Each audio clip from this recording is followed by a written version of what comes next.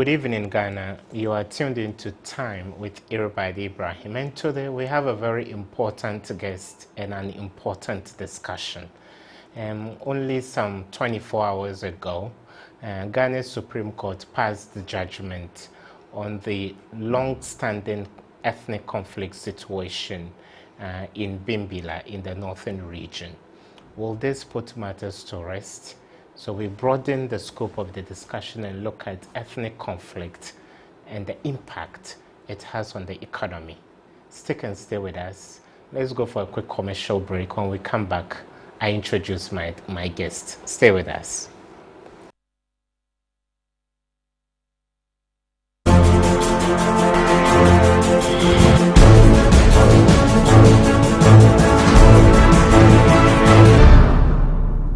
Okay. You're welcome back. And we are privileged to have in the studio a financial analyst and a social commentator, Mr. Abu Naim Afandi. Welcome, sir. Thank you, everybody. Thank you so much for making time. Thank you. And Mr. Abu Naim Afandi is well traveled across Ghana, especially in those conflict zones. Abu Naim, when there is talk of ethnic disturbances in the north, what comes to the minds of most Ghanaians is the guinea fowl that served as a spark that started the Konkomba-Dagomba war. Take us down memory lane. Are there things we need to know about the ethnic nuances and dynamics of the north? Thank you very much, and thank you for the opportunity given. The last decades has witnessed a lot of violent conflicts throughout Ghana, mostly the northern region. Okay. And when I said the last decade, this can date back to 1940. 1940. Even before independence. Before independence. And the first war was called, it was the same Dagomba Konkomba War in 1940, September. And it started on the 5th of September, which was the Cow War. Hey. Another animal. The Cow War. What is this thing with livestock and wars in the north or conflicts? The Cow War. And in 1946, we had the Pitu War. That's a hard drink, a beverage. Before Pitu War. A liquor. Some liquor. Yeah, liquor. Liquor that is brewed within the northern territory. And and it started from 1940, 1946. Up to wars. We have the Guinea Fowl War, we have the Pitu War, like I said, and others, a lot of them.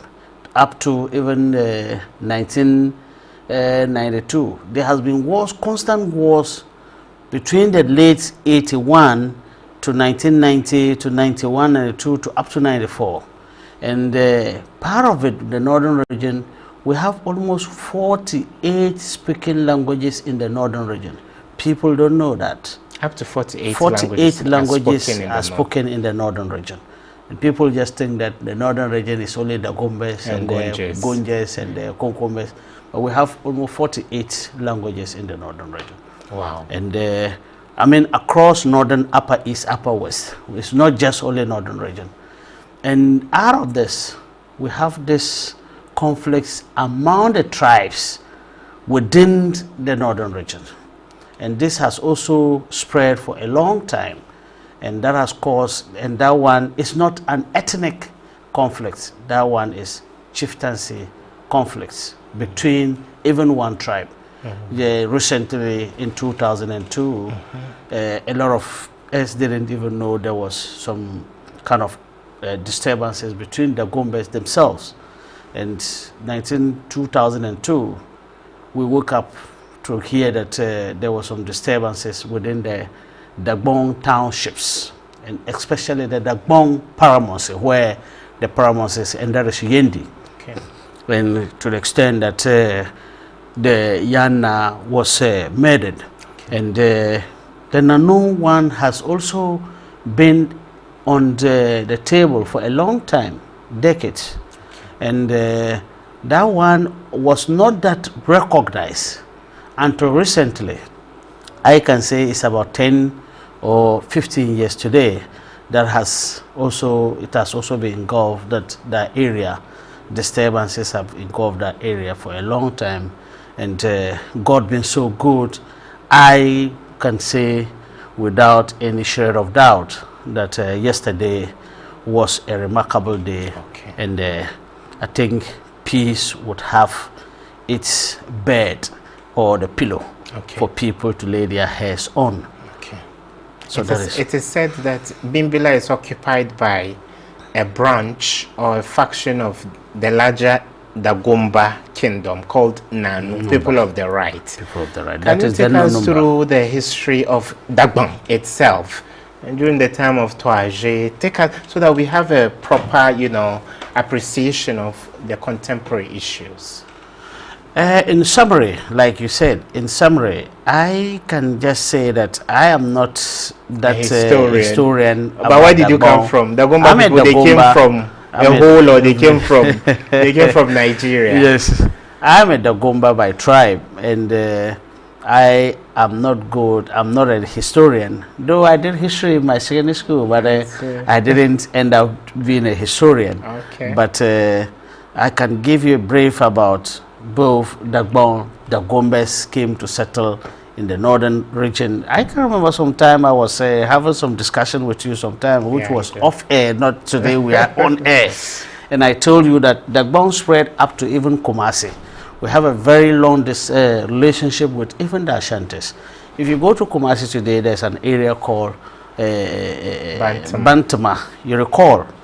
And the explanation is Mbantama. My father gave me. When we wake up, when we were growing up, people, my great-grandfathers, they were telling us that this was how the war started. The Dagbon, the chiefs of Toaje and the children, they were fighting wars all over and trying to, capture a lot. So if you go to Dagbon today, we have Ashantis, Dagombas, and they are the warriors of Dagbon. So, and they are very powerful, and you can see that they mention their names, if Adu and Mensa, and but they cannot even speak Twi. They can't speak the Ashanti tribe, but they are part of, they are not Akan language. They are Akan language. They are Akan language. Sorry, not the tribe. Okay. But they are with the Dagomba people, and they are just Dagombas. But history has said a lot about wars that was fought between the Dagombas and many other tribes within, even in Ghana, before they later settled. So if you look at Nanumba, Dagomba, Mamprushi, we are all one. It will be difficult, like a stranger coming there, to know that these are the differences. You wouldn't know the differences between all of us, and even part of the Gonja land. And when you travel to Upper East too, Upper East, that is Bolgai, we have the Frafra, the Gurushi, then the others, there are a lot. They speak it goes into each other. If I'm at Dagomba, then I go to Bolgai, you can't insult me through Frafra or, the Gati, you can't insult me whereby I will not be able to understand what you are telling me. So we are all one, but we have a little difference is that there are some kind of small differences among us. That is why we have Dagari, and it's not a Dagati. It's Dagari. That's the language. That's the language. And if you look at it, they speak Dagari and speak Dagbani. The difference are not that much. But we are trying to look at the conflict situation, what has brought those conflict situations and that kind of stuff. I can say that this chieftaincy is one, and two, they are not fighting for anything. Like I mentioned, the first one, I said Pitu War, Cow War, Guinea Fowl War, and Fish War. There has been a Fish War before in 1946. In 1946, there was Fish War, because just a small pond, just understanding who owns it and that kind of thing. So that tells you this fighting here and there has been because of a reason, whether because of a portion of land or a legitimacy of paramountcy. So people always say that Konkombes are trouble causers and that kind of thing. Sorry using that word on your platform. But the thing is, they want to also have their own paramountcy, so that they can say that this is our paramountcy, and we also have a paramountcy that all of us can go and pay homage to our paramountcy. That is the one problem that they are fighting for, and that's why they have fought all these wars. They have fought with the Gombes, not one. In 1940 it was the Gomba-Kokomba War. A lot of, so maybe you would only know that it was only Guinea Fowl War. The Gombes and Konkombas fought in 1940, 1946, and 1981. All this since, and they have fought with Gonjes, they have fought with the Nanumbes, and all that, everybody within the northern region. And that has caused a lot of devastation, and within ourselves, there has caused a lot of harm than we were expecting. We would have been a coexistence among ourselves. But like I said, I am not a security person. I wouldn't be able to delve into it much. I'm going to look at the implications. We'll soon look at the economic implications of some of these. But you mentioned the point that these are ethnic groups that have lived together for hundreds of years. Why? Is it that the state, and take us through, during Dr. Kwame Nkrumah's time, what was the level of intra and inter-ethnic integration in the North? And how did the Champon look at things? How did Bozia look at things? And how did Hilary Mann look at it? And how did Chairman Rawlings play around some of these ethnic disturbances in the North? Thank you very much. But you are pushing me to talk about history that I am not good at. History of the northern region. I am only good at the consequences that the northern region has faced, a lot of that. If you look at the Nkrumah aspect, I have not studied that much, and I must be honest with you, but honest to the viewers out there. But Nkrumah came up with the idea of boarding school, so that people from different backgrounds would share the same dormitories or the same halls. Very well. Wasn't it an effort at integration? Yes, it was part of things that Nkrumah, I mean, possible recommendations that he came to meet. He met it from what, after the war from 1940 to 1946, it was part of recommendations that, look, you possibly have to put people together, like what just happened in the Bimbala just recently. You know, somewhere 17 February 2006, 16, youth came together to form the YPF Forum. I mean, Young Peace Builders, or YPB, something like that. There was YPF and YPB, Young Peace Builders Forum. So this was what was also set up among the people. Nkrumah came to meet all these recommendations. He said, no, these recommendations are good. If the people will unite themselves, or they get close to each other, I mean, trying to attend schools among themselves, the children would go and say that, Daddy, this person is from this tribe, or this from this town, and this person, I want to go and visit him. So, and you know, I wouldn't say that much on here. I mean, children normally bring a lot of people. They bring the elderly people together. Wow. Because, and that's why recently they traced those recommendations that were made during the 1940s, and to also set up this YPB to, I mean, the Bimbala people tried to form it during the disturbances somewhere in 2016 when the king was murdered then. So they bring people together, and when they stay in schools, I can tell you much about when I was in school in 1994 in the secondary school. We didn't even know, I didn't even know the guy that I was staying in the same room was a Kunkumba. I stayed in the same room with a guy at Tamasco, where my house is a local house, and people always say that they were villages, and maybe you wouldn't see that. But when you go to Tamasco, then we'd have these thatch houses. So we were called villages, but we were the descending people. Wow. Very, very intelligent. Yes. So, and then we were together in the room. So I went to, we used to have a house called Adwa House, just the next community to school.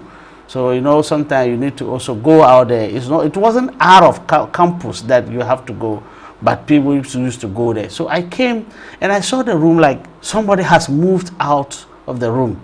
And so I said, but why? Where is this guy? So I tried asking, I went to the next compound to find out whether he has moved to the next compound. And if he has moved, then we will only be 2 in the room because we're only 3 in the room. So I moved to the next compound and I asked of other guys. He said, they came to park them in a car and they left. So what is happening? Until tomorrow, the following day morning, we realized that there was some kind of disturbances and those boys were given the sign that they should quickly leave campus, and that was it. And I can't even remember, even if I see the guy today, I can't recognize him. So we were together, we didn't even know, and we wouldn't have known that until when these things happened. And when they left, we didn't even know where have they gone to. We were only told that they have moved to St. Charles within Tamale, and they were all organizing themselves there to be conveyed by buses back to their hometown. So when they left to their hometown, in 1994 we were secondary school from 2. So how will they finish their school? You understand? So this, I mean, building Nkrumah, building schools, boarding house together, that one also part of recommendations. But when the West comes west, they have to leave the school and leave the other tribes there, which is very bad. And today, I can tell you, Bimbila, that is the Nano area where the conflict started. And today, the Supreme Court has just given a ruling, which was fantastic. I have not had opportunity to go through the ruling, and I'm not, I can't pretend to be a lawyer to understand much. But so that is it. So if care is not taken, we'll continue that way. Nkrumah recommendation worked then. It worked then. So the people were, I mean, brought together in the school, and nobody could go and touch them. But today, when it happened, the students are vulnerable, and you wouldn't know what will happen to them. I can tell you a story in 1994, a watchman, and there were a lot of houses within my area, the St. Charles area. People even have to move to the school looking for the, I mean, children who were students to kill in retaliation of what their parents were doing out there, I mean, against the Dagombes. So it was very bad. And I pray and wish that children that we are giving birth, or our children that are born today or are yet to, I mean, they shouldn't be able to witness what we saw in 1994. Mr. Abu-Naim, I'll ask you 2 questions, then we go into the economic, discussion proper. What role can religion play to resolve issues of ethnic hate, ethnic supremacy in the North?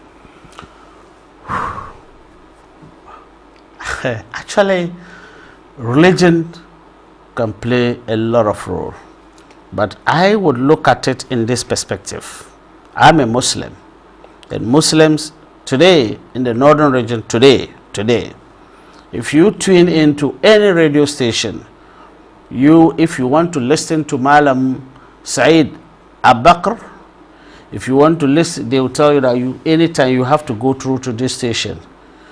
They preach a lot about coexistence, peaceful peace, because the religion itself is peaceful, and the name of the religion Islam is peace. That is what you will be hearing. Said Abakr, that is the Ambariya Muslim sect, Ahlus Sunnah wal Jama'ah. You would listen to Malam Basha, a lot of Malams, and anytime you tune into radio station, you will listen to them telling people to come to the religion and come with clean heart. So religion can play a role, but I look at within ourselves, within, even just take Northern Tamale itself. There are a lot of villages today that you still go and they will tell you that they don't know much about Islam in the northern region. But few, these days is few, because of radio and television. People everywhere you go, radio, you will be able to tune into radio, and people will be understanding, and they understand what people are talking about on the radio. But those days that radio was not there, you can only tune into radio, and you will get to villages, you can't even catch any station. But today it's across board, so people now understand the preachings of what the religion talks about. And then but truly speaking, I look at the Abudu Andani issue. I was in the northern region when the whole thing started. In 2002, I was here, I was in Accra. But definitely when things happens like that, you still have to go back home and see how your parents are coping with the problems. When I went to the north, the 2002, then you could see that somebody could call for prayers. And he will tell you that he doesn't pray in this mosque. And you ask him why. Oh, the man leading the mosque is this. The man leading the mosque is that. So I think those days, but now, I mean, through the preaching, the word of God, there's more tolerance. There's more tolerance today. But the tolerance still more work more work needs to be done. Okay. It is not just like we speak about it this way and think that everything is okay.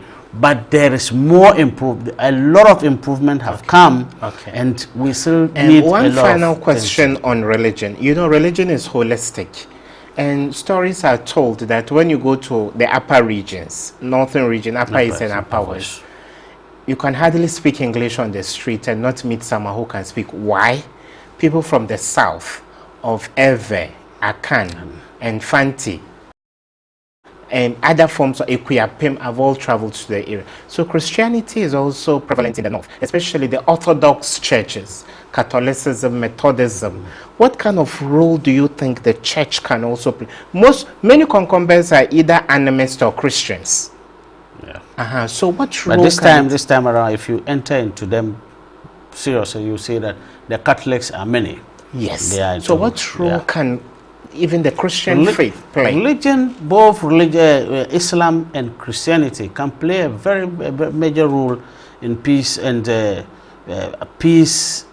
I mean coexistence. I mean together, the people, to bring them together. I can say that more work needs to be done, and I don't want to talk much because people now have taken a lot of positions that are not necessary. For instance, you look at the Ahl Sunnah wal Jama'ah and the Tijaniya sects, and a lot, it's just one religion. If you go to them, there's no difference that people go to pray. It's just, I always, summarize it or capture it in a way like it's about leadership. Leadership is the problem. So if we have to forget about leadership, who is a leader and that kind of stuff, we will be able to chalk a lot of success in one, peaceful coexistence, two, to build a lot of economic blocks. If we are able to coexist among ourselves, the northern region can build a lot of economic blocks, and we can have a very powerful economic sector in the northern region. A lot of resources, a lot of manpower, and nobody can doubt it, and nobody can say that or argue with it. The northern region, if we were to have peaceful coexistence among ourselves for a long period of time, just look at after 1995, go through Ministry of Education certification or even WAEC, you look at the results from up to 2002, marvelous, and you will see that those students who have left school from 1994, 95 up to 2002, the results was very good. And if you look at the science and math quiz that we were doing, the northern schools were doing far better than even the southern schools, competing with them. But today, because when the whole thing came like if you look at the Bimbala situation, I have taken a lot of report from Bimbala. Today, the Ministry of Education is finding it very difficult to get very experienced teachers to put in there, to teach the children. So because their security is important. Their security is very important. But today, because security there's a lot of insecurity out there. People or a lot of lecturers don't want to go there because there's no guarantee for peace. So people are trying to shy away from that. And the student, what would happen to them? They will not get a lot of teaching materials. They will not even get a very good infrastructure to sit and read. So at the end of the day, the exams that they are going to write and the exams that the people, students from the southern part of the country is going to, so they are going to write the same papers. At the end of the day, they will haven't gotten the tuition that people from the south have gotten. Okay. At the end of the day, they will fail. Okay. And what happened to them? Yeah, that's a very good point on education. But before economy, we'll look at the role of partisan politics. But a little question, I'll take you back a little. Those wars you itemized, liquor war, guinea fowl war, Cow war, yes, fish war. were those animals the spark that started the wars, or they were long-standing, grievances that weren't, settled? Let me just give you the example of the cow war. The cow war, it wasn't anything. There's a village called, and it's still there, Zigbili. The Zigbili, the people within the Zigbili area villages around that were Konkombes. And northern region, we rear animals a lot. We don't joke with livestock. Wow. So they had a lot of livestock with that was giving them a lot of income.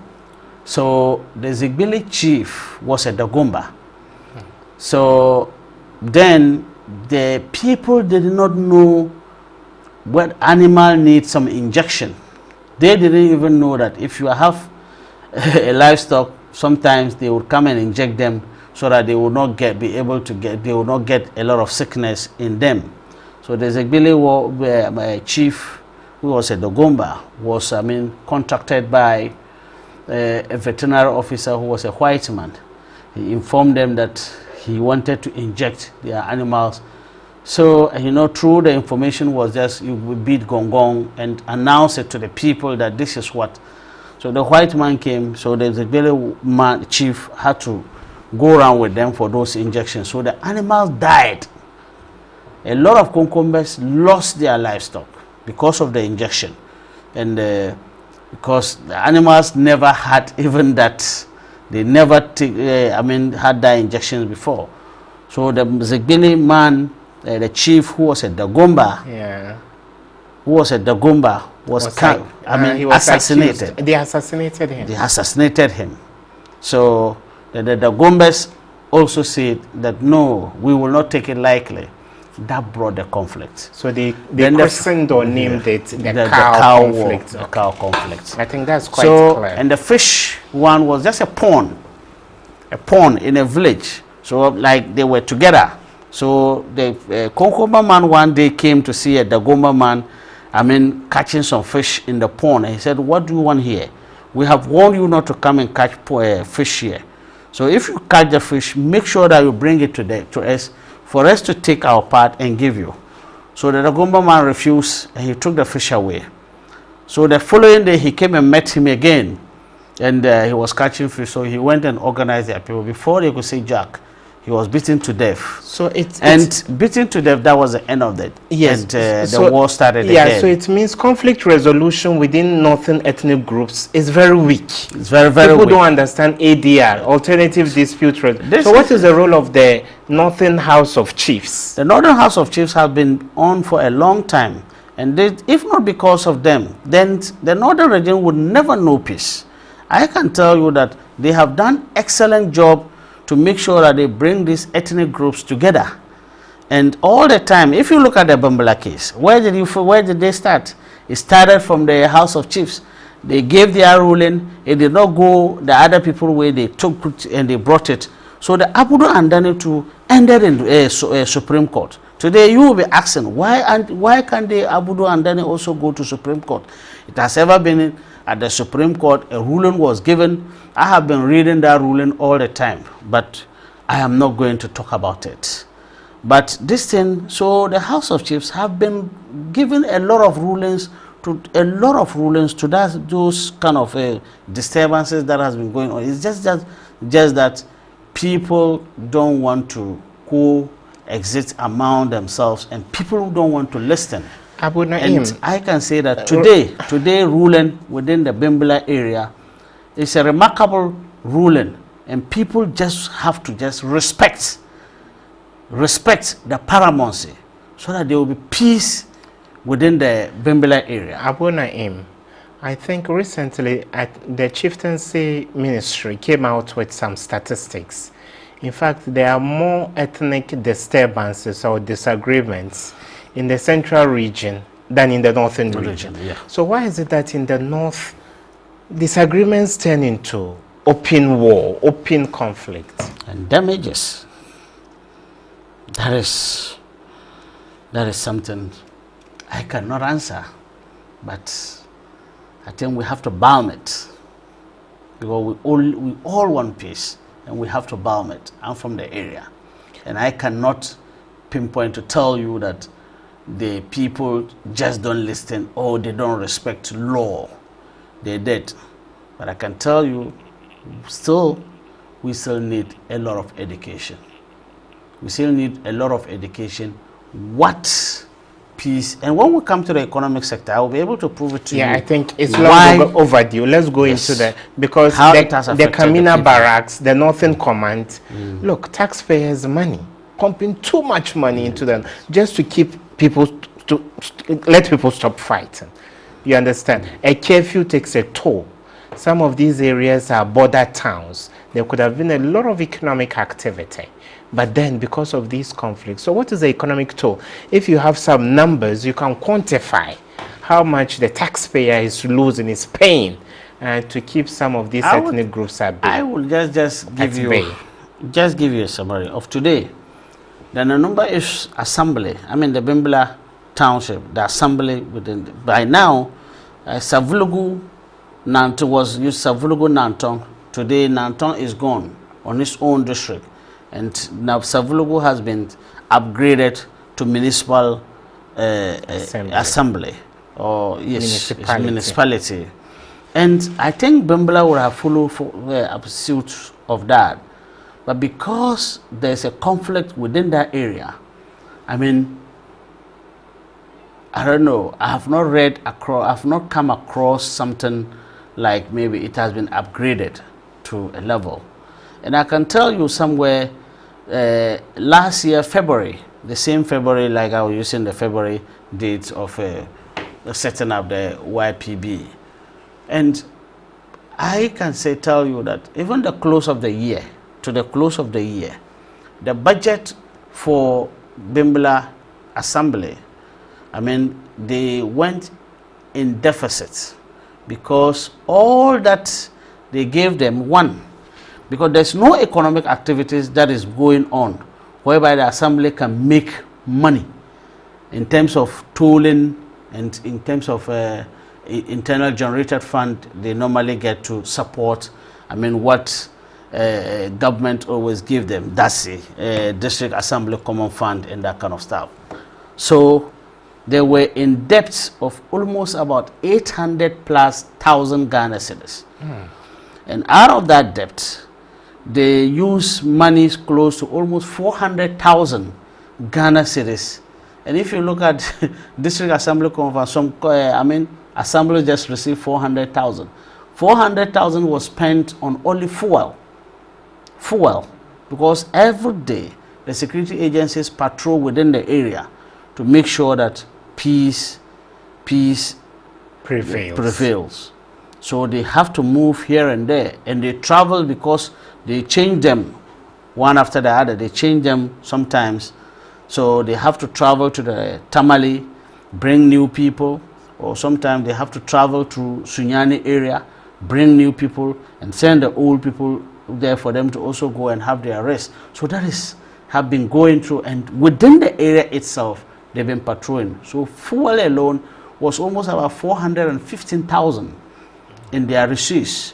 So they have, even if government supported them with District Assembly Common Fund, the fund is meant for a purpose, that is infrastructure development. within the area. They have to forego the infrastructure development and use the money to make sure that peace prevails in the area. So they cannot develop. Schools cannot be built. I mean, a lot of things cannot be built. So when these wars happen, one, I will look at it, the effects in the development. That is the economic development that you are mentioning. Life have been lost. If you look at the Konkomba War, I mean, numbers that were quantified, and it was just, I can say that the data was not accurate. We're looking at, some were saying that it's 20,000 that lost their hands, their lips, their legs, and a whole lot. Some say 10,000 people were missing. Nobody knew where they went to. And out of it, and do you know why I always shed tears when I get to what I'm talking about, talking of this Konkomba Dagomba War. My senior that I served in secondary school, when I went to secondary school from 1, was a very brilliant guy, a Moshi guy. He was called Siddiq. And when he left, the war was still like, and he didn't even left campus. They all ran away, but he was from Saboba area. He didn't leave campus. He left when he finished A-levels, and he left. And when the results came, by then he was briefed. He had triple E's, and he wrote the same exams with the current MP for Bolaga Central, Adongo, and he was the second best student to Adongo. Adongo had 4 A's, and he had 3 A's and B. That was my senior, the same room.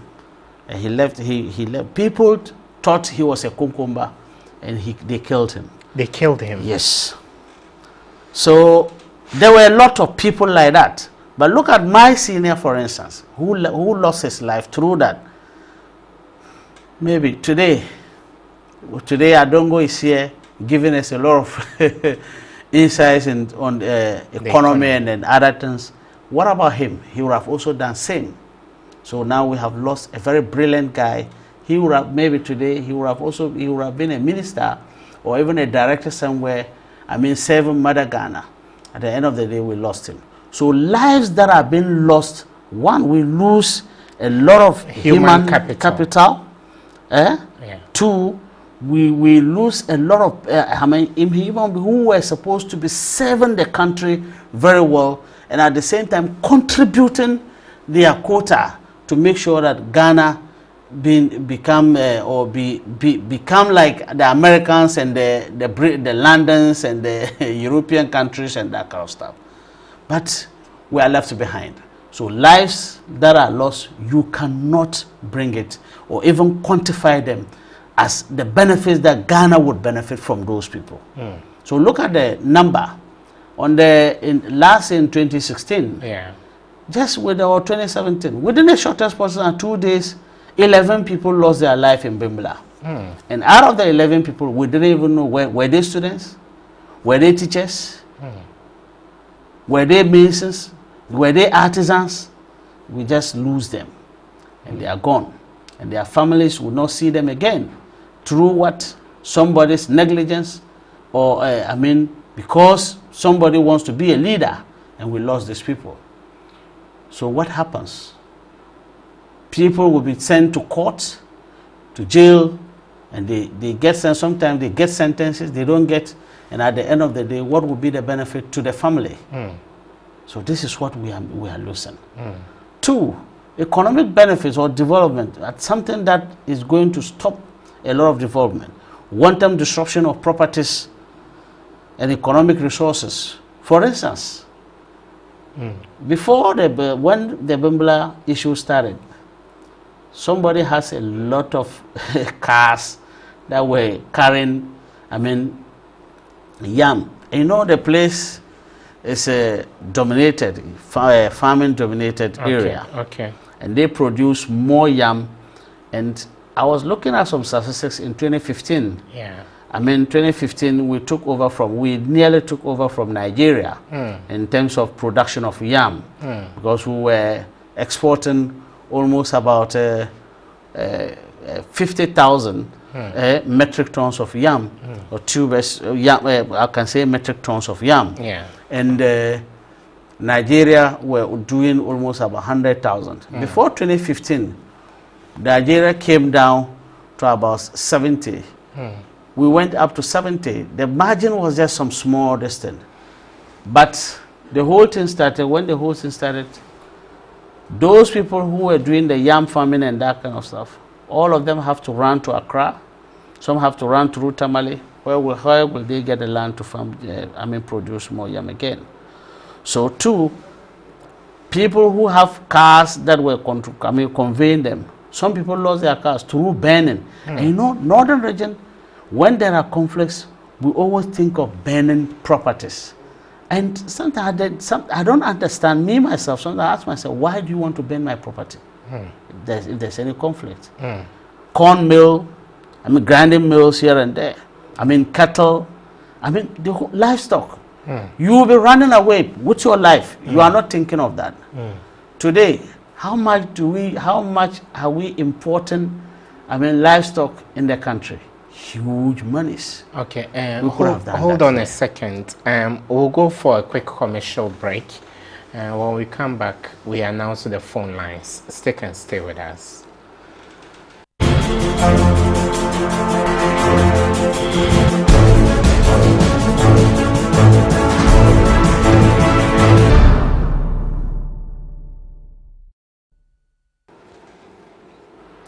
You're welcome back. Today we are discussing the economic impact of ethnic conflicts on the Republic of Ghana, and we are focusing on Bimbilla on the back of the Supreme Court ruling yesterday. That should put matters to rest. And we've had in the studio, he continues to be here, financial analyst and social commentator, Mr. Abu Naim Afandi Izzeddin. You may join the discussion now by calling our phone line 0302 904 768. It will be shortly displayed on your screens. You can call and ask any question or make any intervention. Okay, Mr. Abu Naim, we have some 4 other economic angles you want to take. Like I said, I first started with the loss of lives. Okay. And lives that are lost, what we could have used those people for. Wanton destruction of properties and the economic resources that have been missing or even threw away. People burn it, it goes to burning and that kind of stuff. Livestock have been missing, people. So, it's not easy keeping, bringing livestock, or rearing those animals. 2, education. 3, education. When things happen that way within the areas, ethnic conflicts comes through, education is the bedrock of a country or a community. That if you educate a woman, you educate an individual. But if you educate a man, you educate an individual. But if you educate a woman, you educate a nation.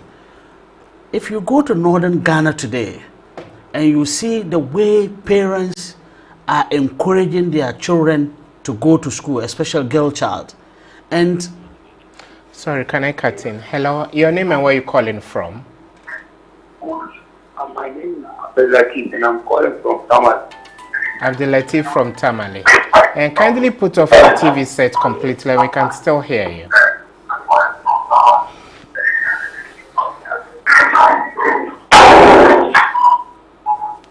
And put off your TV set or lower the volume on your set and we can still hear you.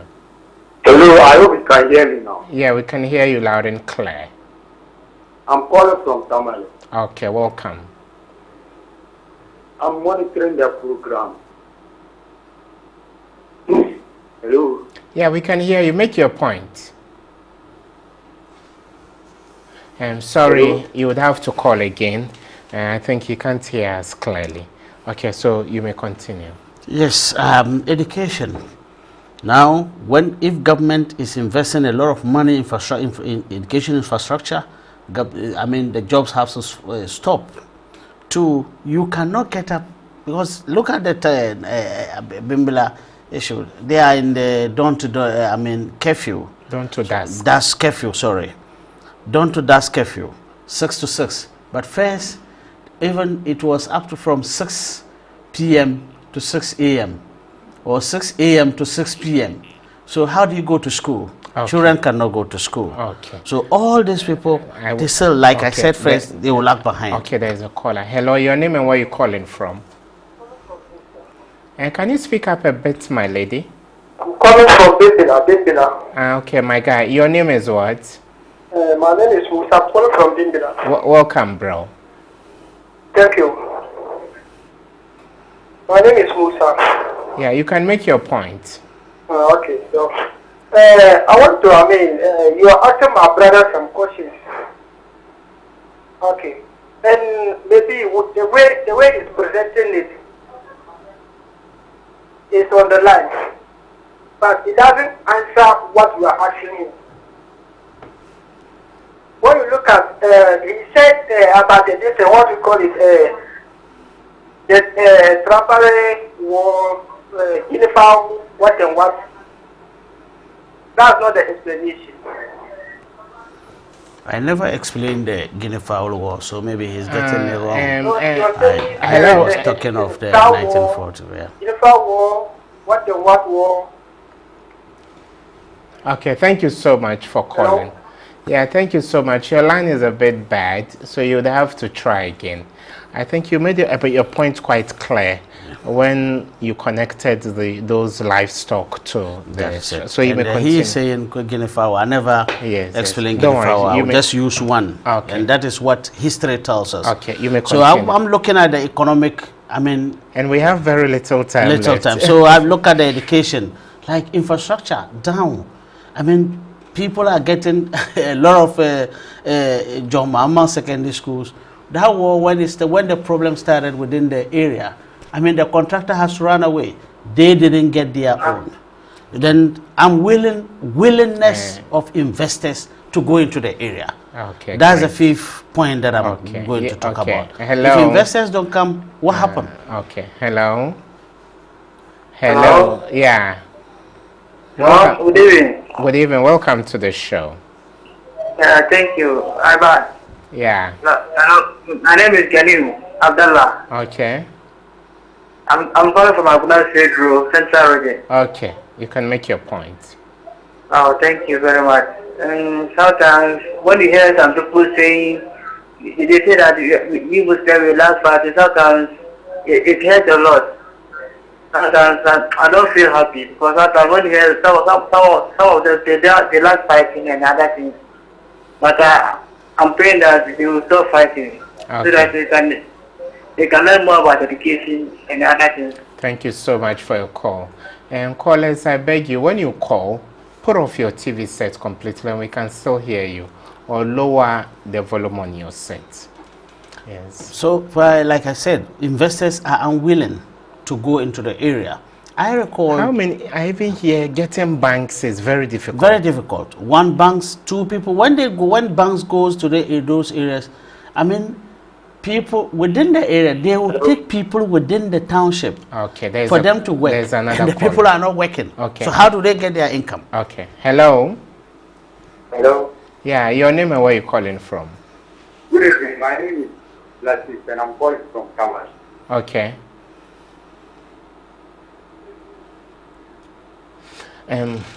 Okay, you can continue. Afa, you can continue. Yes. Fifth point is insecurity. Insecurity is a major threat when there's a conflict in an area. For instance, businesses like what you just said, banks they are looking at it as if I go to invest my money in the area to help the people. You are not setting up the business to help the people because you are also looking for profit. So if there's no peace within the area for you to work, how do you maximize profit? Okay. Hello, we have a caller. I hope this line is better. Hello. Yeah, hi. Your name and where you calling from? Yeah, I'm a caller at Friday. Okay, welcome to the show. Thank you, sir. I'm calling at sir. Yeah, you can make your point. Because I hear my senior brother is talking about the conflict and then those things. Yeah, because those conflicts, it depends on the elders. Because if the elders, they didn't understand that we the youth, and then every time when something just came up and then they use it like a conflict matter and then those things, that will resolve those things. Because so we see many people will be out of school and then those things, so that you will see that this thing, those people who are the street children and like this. Because so sometimes when it comes, we have to look the matter deeply, because sometimes or maybe sometimes you will see those kind of conflict, and then it's part of politics. You see the politicians to maneuver inside the conflict. Then sometimes you keep it will keep on piling. So sometimes you have to be conscious, and then our elders, they should think of our youth before they take some decisions. Thank you, sir. Thank you so much. Your line was quite clear. So when you call, just put off your TV set and we can still hear you. Okay, Mr. Bunaim. I mean, the safe point that I'm going to make, if you go to Accra today, I mean, the Konkoma market area, I recall I was out of the country and I saw you with police when there was disturbances in those areas. Yeah, I went down there. Then yes, the defense, and I think the defense minister, the interior minister, and I went down there to Agboboloshi, all as part of the peace you know, so migration effort. is just also part of, I mean, things that makes the people not to get the benefit. One, people who are coming here, a lot of them were supposed, if a lot of them migrated from the, I mean, northern part to the down south here. One, the economic activities there would get down, because there were people there who were working, they pay taxes to the state. Two, they were making ends meet and helping, I mean, supporting their family with that. And at the end of the day, there's no peace. They have to migrate to Accra. So when they migrate to Accra, the country itself would also have a lot of problems. One, they would use water. Two, they would use electricity, and a whole lot. They would want a very good accommodation. The state has to take care of that. If the state has all these things, not that enough for a lot of people, I mean, the population increases within, I mean, the cities. And what happened? There's a burden on the, I mean, scanty resources that are just within the city. So migration also brings down a lot of economic activities. But I'm told, I was told today, I was told by a very good, I mean, very good social... Can we make this person a last caller? Hello, your name and where you calling from? Hello? I think we lost the person. My last point on this, before I come to make what, I mean, you were coming with a question. Yes, make your last point, because we have. My last point is just diversion of resources. Okay. I would not use Bembela as an example. I will use the Tamale, the Dagbong township. I mean, the Dagbong areas. Okay. Do you know that we have a lot of resources, a very big resources that we don't have in this country? Iron ore is around Zabzogo you can get bauxite from it. What does iron ore give? A lot of iron would give you iron, just iron, that we metal. And today in the world, I mean, Switzerland or Sweden has closed down they used to have a very big iron ore, I mean, industries in the world. Today, that's why the world is moving from iron to, I mean, aluminium. Today, if you go to buy German car, the engine block and everything, it's no more iron, it's aluminium. So we have iron ore in the northern region.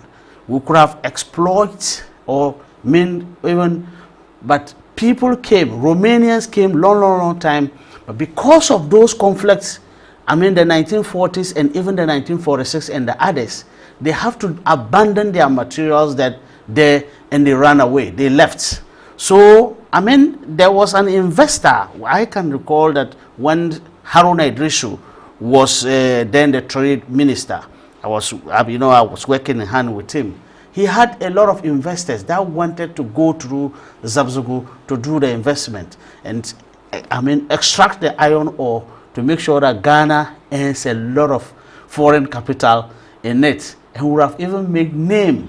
But at the end of the day, because of the insecurity within the northern region, the investors came and they left. So we can continue that way. So lastly, resources, diversion of resources. Schools that are supposed to build, the contractors have to run away and they will take the resources to different places to go and build. 3, roads that were supposed to be constructed, I mean, the road contractor have to run away because there's no peace within the area. His workers' life are in danger. The last but not the least, if you recall, I mean, there was a fiber optic that was being laid through Accra to Volta region to the northern region. Bimbilla was a very good point. Today, the fiber optic has been laid, but we cannot use it because people cannot go there. So do you know, and do you now know how many companies, ICT companies, would have invested in Bimbilla? 1, to train children for ICT. 2, to make sure that people get the experience or even the knowledge. And what would be how would they be benefiting the ICT? Today the world is all on ICT. All these things have been diverted to other places, and those places, do they even have the resources? We have vast land. We could have called in an investor to come and invest in the land. It's not just come to get the land and think that maybe a lot of factories would have been put there. There was a plan. And this should be your closer remark. Yes, and there was run out of time. There was a plan to make sure that we have plantain chips. Why can't we have yam gari? When I say yam gari, flour, so that we can have yam, because a lot of yam are being produced in those areas. All these things have been gone waste. So I would call on my people, let's embrace peace and let's coexist among ourselves. I think with that, we can build a very strong economic bloc in the country. And we can say one day, if we have peace among ourselves, we can say no. I mean, the seat of government should be moved to northern region for us to also, not just only Accra. Okay. All too soon, we've come to the end of today's show. We've had in the studio Mr. Abu Naim Afandi Izzeddin, a financial analyst and a social commentator, discuss the economic impact of ethnic conflicts on the Republic of Ghana with Bimbilla in perspective. So we come your way tomorrow with another edition of Time with Irobad Ibrahim. Stay blessed and keep praying for Mother Ghana. Good night.